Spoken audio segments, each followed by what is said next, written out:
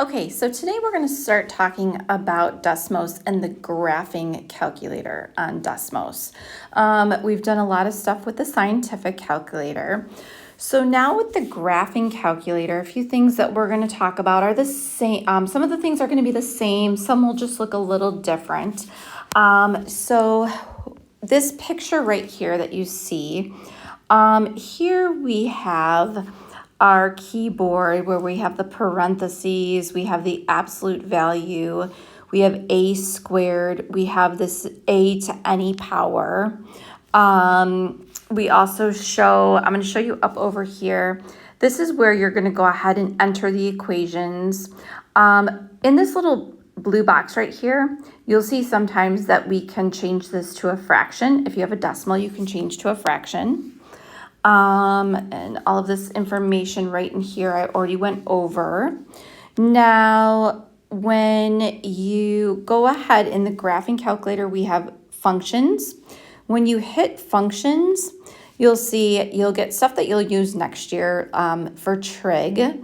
And then as I quickly go down here, for this class, if we want to take a root to a different power other than 2, we can go ahead and plug in number theory. We can press this right here. Now, another nice feature we're going to have is underneath the toolbar. If you press this toolbar, and I'll show this in a little bit in the video, we can change this to complex mode, which now Desmos can deal with imaginary numbers. So we can go ahead and do that. So now if we go ahead and on this worksheet, so a lot of this stuff you'll know how to do already from the scientific calculator. I'm just going to go over it. So if we do this first problem here, let's just go ahead and, sorry, I'm going to have to just get over into our, we're going to practice this in our, let me get out of this. I want to get done with this. Okay, so we want the graphing calculator. If we do this. All right, so now I'm going to take the absolute value. So, and what I'm going to do is I'm going to do 16 minus in parentheses. And parentheses are going to be key, 2 plus 3. Now, I'm going to take that cubed. So I have to press this a to the b button to the third power. Now I'm going to use the right arrow button, which is on the right-hand side. Close my parentheses, and then minus 8. And you'll see we'll get 21. So that's what you're going to go ahead and you're going to put right on here. Now for our next problem, when we're dealing with fractions, we want to go ahead and we want to put the numerator and the denominator in parentheses, and we want this as a fraction. So I'm going to clear this out. So I'm going to go ahead and put parentheses, 8 squared, just so I can kind of practice with that, minus 19, close parentheses, divided by, which I'm just going to use my division button, parentheses again, 12 minus 2 to the 5th. And so that's where I have to use a to the b power, and I'm going to put a 5. And then I'm going to use the right arrow button, close the parentheses. Now this gives us negative 2.25. So that's my decimal, obviously. If I want the fraction in the blue, where it says number 1 in the blue box, I have that circle, and I can change that to negative 9/4.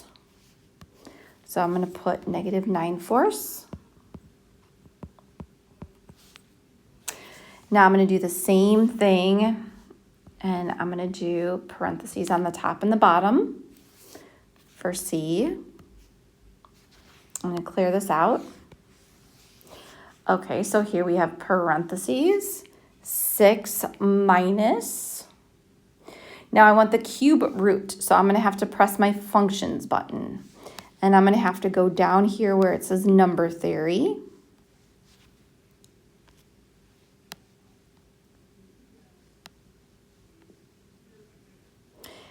have the cube root right here. So I'm going to put 3. Now I'm going to right arrow over and I'm going to put 125. Right arrow over times 8. I'm going to close my parentheses.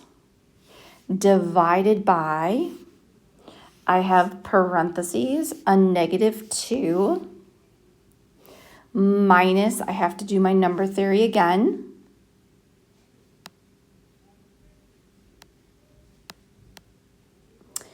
And I'm going to go ahead and do the 4th root. And I have right arrow 2401. Close my parentheses. So I get 3.77 blah, blah, blah, 8.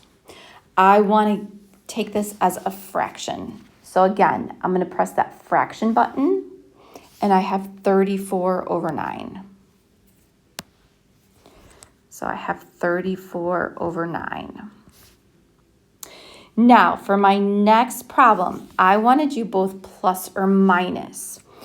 So on top, again, I'm going to do parentheses. On the bottom, I don't necessarily need to do parentheses because I only have one thing. So when I go ahead and do this, I have parentheses -5. I don't have a plus or minus sign, so I have plus. And this is just the square root, so I can just go ahead and use the one that's on the keyboard. 5 squared. Now, some of you guys might just put 25, and that's fine too. -4, and some of you guys may do some of this math in your head. That's okay. I'm showing all of my steps right now. Times a -2. Oops, I did an equals, so -2. Close parentheses, arrow over, close parentheses again, divided by 6. If I want to change that to a fraction, again, I would change that to a fraction. So that's 1/3. Now, let's say I also want to find minus. So I can just go back up here and I can just arrow back and change that to a minus instead of adding all of that in. So I got 1/3 and -2. So I have 1/3 and -2. The biggest thing is remembering about the parentheses. So now we also can solve an equation. So when we solve an equation, we're actually going to graph it and we're going to see where it crosses the x-axis. And this is going to give us our real answers. So the first thing I'm going to do is I'm going to either set this to y equals, or I could do f of x equals. And this is going to tell us it's a function. We're going to learn a little bit more about this later on in this chapter and in more chapters to come. So I'm first going to go ahead and I'm going to subtract that 2.1. So now when I enter this in Desmos, I'm just going to do y equals just to make things a little bit easier. I have 3.2 x to the 4th. And then I have minus 1.5 x to the 2nd and minus 2.1. So now when I see this graph, where my real solutions are going to be, this technically has 4 solutions because it's to the 4th power, but I only see 2 solutions, and these are going to be my real solutions. And my real solutions are where it crosses the x-axis. So I can go ahead and actually tap it, and I'm going to round to the 3rd, so it's going to be at 1.038.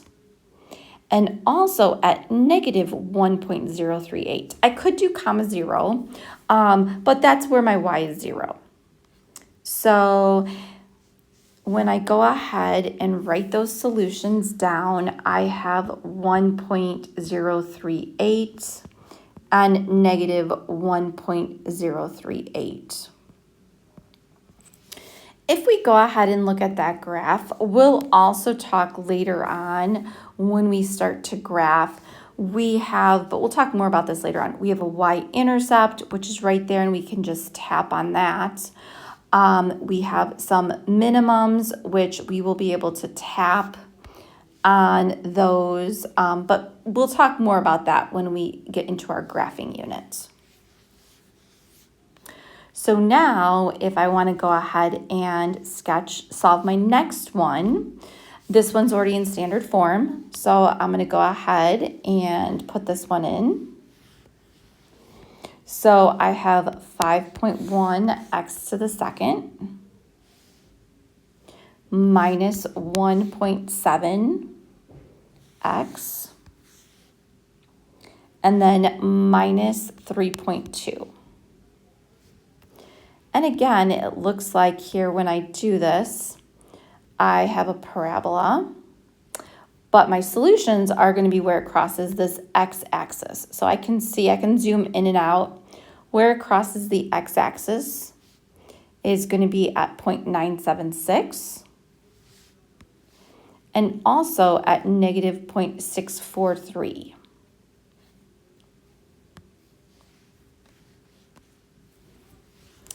I have here 0.976 and negative 0.643. Now, what we're going to want you to do is we're going to want you to go ahead and practice and solve these problems. What I did not talk about before were problems, our imaginary problems. So we need, if we're going to solve some of these problems, we need to make sure that we're in complex mode. So for instance, let's look at number 3. The first thing I have to do is I have to make sure Desmos is in complex mode. So when I look at Desmos, I'm going to go to the toolbar, which is in the upper right-hand corner. It's right after done. And I press that toolbar, and right where underneath more options, it says complex mode. I want to turn that on. So now when I go to my keyboard, I have, you'll notice in the keyboard, I have X, Y, and I. So if I want to do number 3, if I want to evaluate number 3, remember we did that by hand before, but if I want to use Desmos, I can go ahead and I can do I to the 257th, and then I can do also minus I to the 139th. And it gives me the answer of 2I. So I can just go ahead and I can put that down. But you have to make sure you're in complex mode. If you don't get I in the keyboard, it means you're not in complex mode. So when you practice these problems, make sure that you do, number 2. Well, you should already be in complex mode, so it shouldn't be an issue. Make sure also that you put this in parentheses on the bottom. All right, guys, have a great day, and make sure you finish the rest of those practice problems.